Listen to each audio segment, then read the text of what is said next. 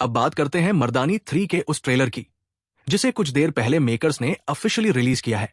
ये film Yash Raj films के banner तले बन रही है और एक बार फिर रानी मुखर्जी अपने आइकॉनिक किरदार शिवानी शिवाजी रॉय के रूप में वापसी कर रही है। ट्रेलर देखकर जो कहानी सामने आती है वो काफी डिस्टर्बिंग है। देश के अलग अलग हिस्सों से एक के बाद एक छोटी बच्चियां गायब हो रही है और इसके पीछे एक संगठित रैकेट काम कर रहा है। इस पूरे नेटवर्क को चलाने वाली एक रहस्यमयी और खौफनाक कैरेक्टर है अम्मा। पुलिस डिपार्टमेंट की तरफ से इस केस की जिम्मेदारी शिवानी को दी जाती है और फिर शुरू होता है इस पूरे सिस्टम को जड़ से तोड़ने का मिशन। ट्रेलर यह भी साफ करता है कि ये कोई एक इलाके की कहानी नहीं है, बल्कि नेशन वाइड नेटवर्क की बात हो रही है। डिस्ट्रिक्ट लेवल से लेकर रेंज लेवल तक की राजनीति, सिस्टम की सड़ांध और पावर स्ट्रक्चर सब कुछ इसमें शामिल है। अब यहीं पर एक कंपैरिजन अपने आप दिमाग में आता है। इस तरह का सब्जेक्ट हमें पहले भी देखने को मिला है, खासकर दिल्ली क्राइम के 3रे सीजन में। वहां भी मिसिंग गर्ल्स, ट्रैफिकिंग रैकेट और एक फीमेल मास्टरमाइंड वाला एंगल था। इसलिए कहानी के लेवल पर सिमिलैरिटीज को इग्नोर करना मुश्किल हो जाता है। हालांकि इसका यह मतलब नहीं कि मर्दानी 3 काम नहीं करेगी। इस फ्रेंचाइजी की अपनी ऑडियंस है और रानी मुखर्जी का स्टार पावर आज भी बॉक्स ऑफिस पर भरोसेमंद है।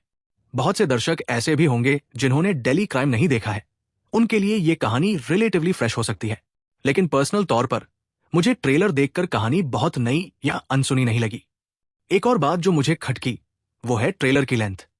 मुझे लगता है कि ट्रेलर को थोड़ा और कॉम्पैक्ट रखा जा सकता था। जब आपका कोर आइडिया पहले से जाना है तो जरूरत से ज्यादा सीन्स दिखाने से एक्साइटमेंट बढ़ने की बजाय क्यूरियोसिटी कम भी हो सकती है। फिर भी ट्रेलर पूरी तरह कमजोर नहीं है। सबसे अच्छी चीज है हीरो विलन का फेस ऑफ।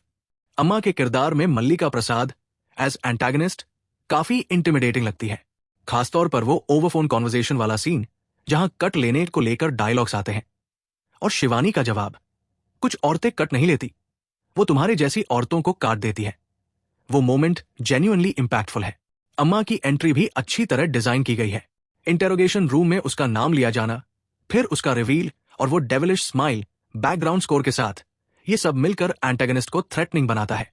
अगर ये किरदार प्रॉपर्ली डेवलप हुआ तो ये फ्रैंचाइज को आगे ले जाने में बहुत बड़ा रोल निभा सकता है। रानी मुखर्जी का इमोशनल साइड भी ट्रेलर में झलकता है। कुछ शॉट्स में उनकी आंखों में आंसू है, फ्रस्ट्रेशन है, हेल्पलेसनेस है।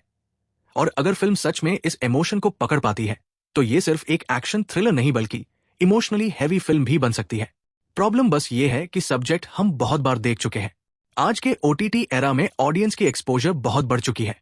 2014-15 में जो कहानियां हार्ड हिटिंग लगती थी वो 2026 में उतना इंपैक्ट क्रिएट करें, ये अपने आप में एक चैलेंज है। ओवरऑल ट्रेलर का लुक एंड फील ऑथेंटिक है, एक्शन है, डायलॉग बाजी है, कमर्शियल प्रेजेंटेशन है, लेकिन साथ ही ओटीटी स्टाइल रियलिज्म को मेंटेन करने की कोशिश भी दिखती है, जो मर्दानी यूनिवर्स का हिस्सा रहा है। मैं पर्सनली इस ट्रेलर को लेकर थोड़ा स्केप्टिकल हूं। सब्जेक्ट बुरा नहीं है, लेकिन बहुत फेमिलियर है।